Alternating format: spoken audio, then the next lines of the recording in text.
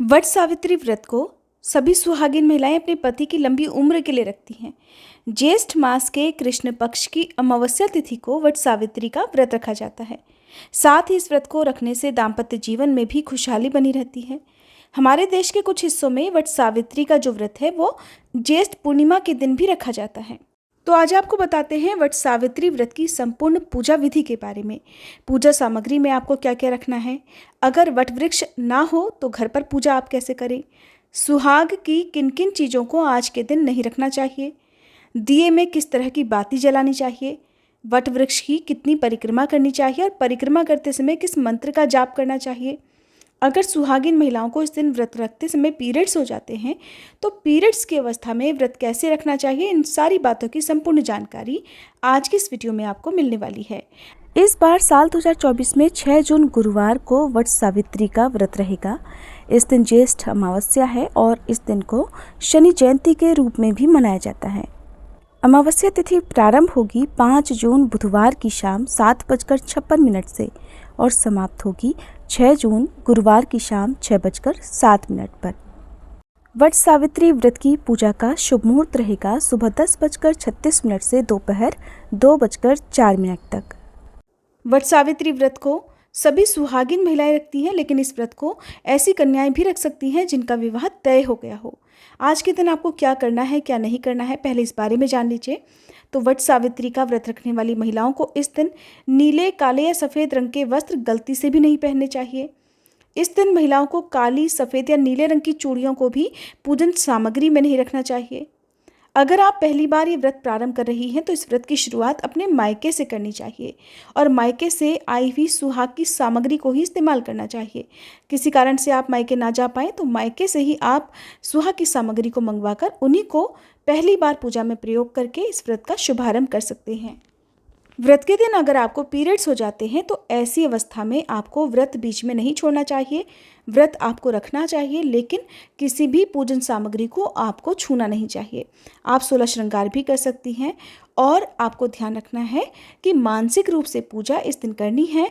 उन सभी नियमों का पालन करना है जो कि इस व्रत में किया जाता है, जैसे कि सुबह से लेकर निराहार और निर्जल भी आपको रहना चाहिए। और जो व्रत की कथा है वो आप किसी दूसरे से सुन सकती हैं। अपने नाम की पूजा आप अपने ही परिवार की किसी भी सुहागिन महिला से करवा सकती हैं।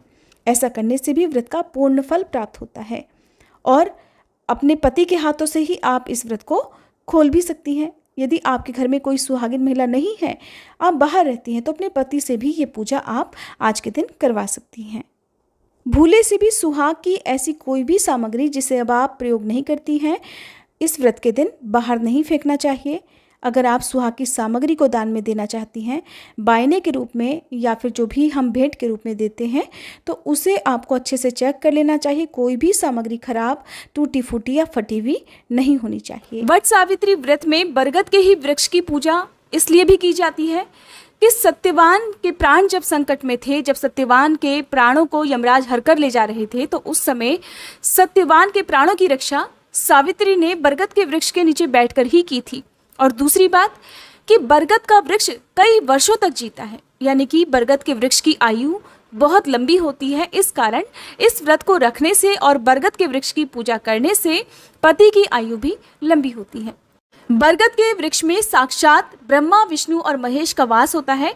साथ ही इस वृक्ष में हर समय माँ लक्ष्मी जी का भी वास होता है। ऐसे में वट सावित्री व्रत के दिन बरगद के वृक्ष की पूजा करने से सभी प्रकार के रोगों से मुक्ति होती है, पति की लंबी आयु का वरदान प्राप्त होता है, घर में सुख शांति बनी रहती है और बरगद के वृक्ष की पूजा करने पर सच्चे मन से जो कुछ भी मांगा जाए वो सब कुछ जीवन में प्राप्त होता है। सुहागिन महिलाएं वट सावित्री व्रत के दिन 16 श्रृंगार करके घर से ही बांस की टोकरी में जो पूजा का सामान है, जल है, वो लेकर जाती हैं। आसपास जो भी बरगद का वृक्ष हो वहां जाकर विधिवत पूजा करती हैं। उससे पहले बरगद के वृक्ष के नीचे साफ सफाई अच्छे से कर लेनी चाहिए। हमारे देश में वट सावित्री का व्रत ज्येष्ठ मास की अमावस्या को, तो कुछ जगह पर ज्येष्ठ मास की पूर्णिमा के दिन भी रखा जाता है। ऐसे में आपके यहाँ जिस दिन भी ये व्रत रखा जाता हो, चाहे अमावस्या के दिन या पूर्णिमा के दिन, इसकी पूजा विधि बिल्कुल एक जैसी होती है, बस तिथि और शुभ मुहूर्त बदल जाता है। वट सावित्री व्रत रखने वाली सुहागिन महिलाओं को इस दिन सुबह जल्दी उठकर स्नान आदि से निवृत्त होकर साफ स्वच्छ लाल रंग के वस्त्र धारण करने चाहिए। बहुत सी जगह पर आज के दिन जो सुहागिन महिलाएं हैं वो अपनी शादी का जोड़ा पहनकर पूजा करती हैं। तो आपके यहाँ जैसी भी मान्यता हो आप उसके अनुसार पूजा करने की तैयारी करें। बांस की टोकरी में या कोई भी टोकरी में आप जो पूजा का सामान है वो पहले से ही रख लें, क्योंकि वट सावित्री व्रत में कच्चे चने से, जिसे एक दिन पहले ही भिगा कर रख दिया जाता है, उस भीगे चने से परिक्रमा की जाती है। कुछ जगह पर मूंगफली के दानों से भी पूजा की जाती है। यदि आप कच्चे चने भिगाना भूल गए हैं, काले वाले चने जो होते हैं, तो आप मूंगफली के दानों से भी पूजा कर सकते हैं। तो आपको पूजा के लिए जो जरूरी सामग्री है वो देखिए 16 श्रृंगार की जो सामग्री होती है, चाहे चूड़ी, बिंदी, लिपस्टिक, सिंदूर या आप जो भी पहन सकते हो, जो भी आप किसी को दान में दे सकते हो, वो सारी 16 श्रृंगार की जो सामग्री है वो आप जरूर रखें। ध्यान रख लें कि कोई भी सामग्री खंडित ना हो। इसके अलावा रोली, मौली जिसे कलावा भी कहते हैं, मौली के अलावा आप कच्चा सूत जिसे कि बरगद के वृक्ष पर बांधा जाता है वो आपके पास जरूर होना चाहिए। चंदन, अक्षत और घर से बना हुआ मीठा पकवान, चाहे आप मीठी पूड़ी बनाएं या मालपुए बनाएं या जो भी मीठा पकवान है, चाहे खीर हो। इसके अलावा फल, मिठाई और जो मौसमी फल आजकल चलते हैं, खरबूजा, तरबूज, ये आप अपनी जो टोकरी है पूजा की उसमें रखें। और साथ ही जल से भरा हुआ एक कलश आपको घर से ही लेकर जाना है। जल उस कलश में घर से ही लेकर जाना है। यदि हो सके तो मिट्टी का जो कलश आता है जिसमें टोटी बनी होती है, आप वो लेकर जाएं, क्योंकि जब बरगद के वृक्ष की परिक्रमा की जाती है तो लगातार उस लोटे से ये जल आपको परिक्रमा करते समय गिराना होता है। जल की धार टूटनी नहीं चाहिए। एक परिक्रमा आप पूरी कर पाए और लगातार ये जल गिरता रहे, इस तरह से आपको जल की धार गिरानी है। परिक्रमा कितनी करनी चाहिए? तो देखिए, वैसे तो परिक्रमा 108 बार की जाती है। 108 बार संभव ना हो तो आप 3, 5 या 7 बार परिक्रमा भी कर सकते हैं। जो जल की धार गिराई जाती है वो आप कम से कम एक परिक्रमा जरूर पूरी करें। उसके बाद आप बिना जल की धार गिराए वो परिक्रमा की जो संख्या है वो जरूर पूरी करें। तो सबसे पहले तो आपको बरगद के वृक्ष के नीचे साफ सफाई कर लेनी चाहिए। ये बात तो उन लोगों के लिए है जिनके आसपास बरगद का वृक्ष है। अगर बरगद का वृक्ष ना हो तो आप घर पर ही गमले में बरगद के वृक्ष की टहनी लाकर विधिवत पूजा कर सकते हैं। पूजा विधि बिल्कुल वैसे ही होती है। बहुत सारी जगह पर हो सकता है कुछ मान्यताएं अलग हों।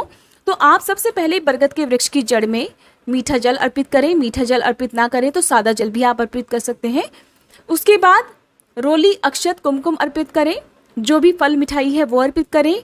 फिर आप जो कच्चा सूत है उसे आप 3, 5 या 7 बार वृक्ष के चारों ओर लपेटें। जब आप परिक्रमा करते हैं तो उस समय जो भी आपने भीगे हुए चने हैं या मूंगफली के दाने हैं वो अपने हाथ में रखने हैं। और हर बार परिक्रमा करते समय आपको एक एक दाना एक परिक्रमा पूरी होने पर वृक्ष की जड़ में अर्पित करना है। इस तरह से आपके बरगद की वृक्ष की परिक्रमा पूरी होती है। धूप दीपक जलाकर आप जब पूजा करते हैं तो आप अपने साथ बांस का पंखा जरूर लेकर जाएं। बांस का पंखा यदि आपके पास ना हो तो आप ऐसे में पेपर फैन भी बना सकते हैं। पेपर से, कागज से भी पंखा बनाकर उससे भी आप बरगद के वृक्ष की हवा कर सकते हैं। कोशिश यही करनी चाहिए कि प्लास्टिक से बनी चीज़ों का प्रयोग आज के दिन कम से कम करना चाहिए। बरगद के वृक्ष की आपको पंखे से हवा करनी है। शाम को जब आप पूजा दोबारा से करते हैं तो अपने पति की भी इस पंखे से आपको हवा करनी चाहिए। पैर छूकर आशीर्वाद लेने के बाद ये व्रत खोला जाता है। ये विधि तो है सुबह के समय की। तो आप सुबह के समय जब पूजा करते हैं तो बरगद के वृक्ष के छूकर आप बरगद के वृक्ष में वास करने वाले सभी देवी देवताओं से प्रार्थना करें कि वे आपके पति की हर प्रकार से रक्षा करें। यदि आपके पति के ऊपर कोई भी प्रकार का संकट हो या आने वाला संकट हो तो उससे वो आपके पति की रक्षा करें। घर से ले जाई जाने वाली पूजन सामग्री में सत्यवान सावित्री की मूर्ति या तस्वीर भी आप जरूर लेकर जाएं। बरगद के वृक्ष के नीचे उन मूर्तियों को स्थापित कर आप उनकी पूजा भी करें। सिंदूर तिलक लगाएं, फल फूल वस्त्र अर्पित करें। और जो भी श्रृंगार की सामग्री है इसे आप अपने घर की ही किसी सुहागिन महिला को दान में दे सकती हैं। जिन्हें आप हर साल यदि करवा चौथ का व्रत रखती हैं तो उन्हें भी ये सामग्री दान में दे सकती हैं। तो सुबह की पूजा करते समय आप बरगद के वृक्ष में 7 बार सिंदूर से तिलक भी करें, क्योंकि अमावस्या का दिन है। तो भगवान शिव और माँ पार्वती की पूजा भी करें। भगवान शिव और माँ पार्वती का ध्यान करके आप शनि देव की पूजा भी जरूर करें, क्योंकि शनि देव का आज दिन है, शनि जयंती भी है। ऐसे में यदि आपके पति की कुंडली में किसी प्रकार का कोई शनि दोष हो तो वो भी आज की इस पूजा से दूर किया जा सकता है। बरगद के वृक्ष के नीचे बैठकर ही आपको व्रत की कथा पढ़नी और सुननी चाहिए। फिर आरती करके आपको सबसे अंत में क्षमा याचना जरूर करनी चाहिए, ताकि पूजा करते समय जाने अनजाने में कोई भी गलती आपसे हुई हो तो उसका दोष आपको आपको ना लगे। इसके बाद व्रत शुरू किया जाता है। इस व्रत में 2 तरह से व्रत रखा जाता है, एक तो निराहार और निर्जल रहकर, दूसरा फलाहार ग्रहण करके। आपने अगर पहली बार जिस तरह से व्रत प्रारंभ किया है उन्हीं नियमों का पालन करते हुए आप इस व्रत को रखें। जो लोग पहली बार इस व्रत को रखना चाहते हैं वो पहले दिन ये संकल्प जरूर ले लें कि आप इस व्रत को निराहार और निर्जल रहकर करना चाहते हैं या फलाहार। आपके शरीर की जैसी सामर्थ्य उसके अनुसार आपको ये व्रत रखना चाहिए। शाम की पूजा सूर्यास्त से पहले पहले आप कर लें। वृक्ष की पूजा फिर से की जाती है, अपने पति की पूजा की जाती है, पति के चरण छूकर उनका आशीर्वाद लेकर और पति की पंखे से हवा करके फिर इस व्रत को खोल लिया जाता है। लेकिन व्रत खोलने से पहले आपको जो बरगद के वृक्ष का फल होता है, जिसे वृक्ष की कोपलें भी कहा जाता है, उसके 1 या 2 दाने, जितने भी आप आसानी से पानी के साथ निगल सकें उतने दाने आपको निगलने होते हैं। इन दानों को कभी भी चबाकर नहीं खाया जाता है। अगर आप वृक्ष की कोपल ना खा सकें तो अगर आपने मीठे मालपुए बनाए हैं तो आप उन्हें भी पानी के साथ खाकर उससे व्रत खोल सकते हैं। पानी के अलावा आप जूस या दूध से भी इस व्रत को खोल सकते हैं। खुद व्रत खोलने से पहले आप पति को और अपने घर के लोगों को मिठाई जरूर खिलाएं, घर के बड़े बुजुर्गों का आशीर्वाद प्राप्त करें, उसके बाद आप व्रत खोल सकते हैं। बहुत सी जगह पर अगले दिन सूर्योदय के बाद इस व्रत का पारण किया जाता है, यानी कि व्रत के दिन केवल फलाहार किया जाता है और अन्न अगले दिन ग्रहण किया जाता है। तो देखिए, आपकी जैसी सामर्थ्य हो, आपने जिस भी नियम का पालन पहले व्रत से किया है, आपको उन्हीं बातों का ध्यान रखना चाहिए। यदि वट वृक्ष ना हो तो ऐसे में आप घर पर ही एक गमले में, साफ गमले में वट वृक्ष की टहनी की स्थापना करके उनकी पूजा आप कर सकते हैं। लेकिन वट सावित्री व्रत की पूजा बिना वट वृक्ष के अधूरी रहती है, इस बात का आपको ध्यान रखना है। आप चाहे कैसे भी अरेंज करें, क्योंकि मार्केट में आपको हर जगह या नर्सरी में वट वृक्ष भी मिल जाएगा, टहनी भी मिल जाएगी। बरगद के वृक्ष की पूजा करते समय आज के दिन रुई की बत्ती की जगह आप कलावे का, जिसे मौली कहते हैं, उसका प्रयोग करें, या कच्चे सूत की बत्ती बनाकर उसका प्रयोग भी आप कर सकते हैं। उससे आप दीपक जला सकते हैं। आटे का दीपक यदि जलाते हैं तो चौमुखा दीपक जलाएं, आपकी मनोकामना जल्दी पूर्ण होगी। जिन लोगों का वैवाहिक जीवन सुखद नहीं है, ऐसे में ऐसी पत्नियों को चाहिए कि अपने मन को शांत रखते हुए और भगवान में अटूट श्रद्धा और विश्वास रखते हुए इस व्रत को करें। आप दोनों के बीच के संबंध मधुर होते रहेंगे। अब जानिए वट सावित्री व्रत से जुड़े कुछ खास मंत्रों के बारे में। तो देवी सावित्री को अर्घ देने से पहले आपको इस मंत्र का जाप करना चाहिए। अवैधव्यम च सौभाग्यम देहि त्वं मम सुव्रते पुत्रान् पौत्रांश्च सौख्यम च ग्रहणार्घ्यम नमोस्तुते। वट वृक्ष की पूजा करते समय इस मंत्र का जाप करें। यथा शाखा प्रशाखर्भि वृद्धो असि त्वं महीतले तथा पुत्रश्चम पौत्रेश्चम संपन्नम कुरु मा सदा। और वट वृक्ष की परिक्रमा करते समय इस मंत्र को बोलना चाहिए।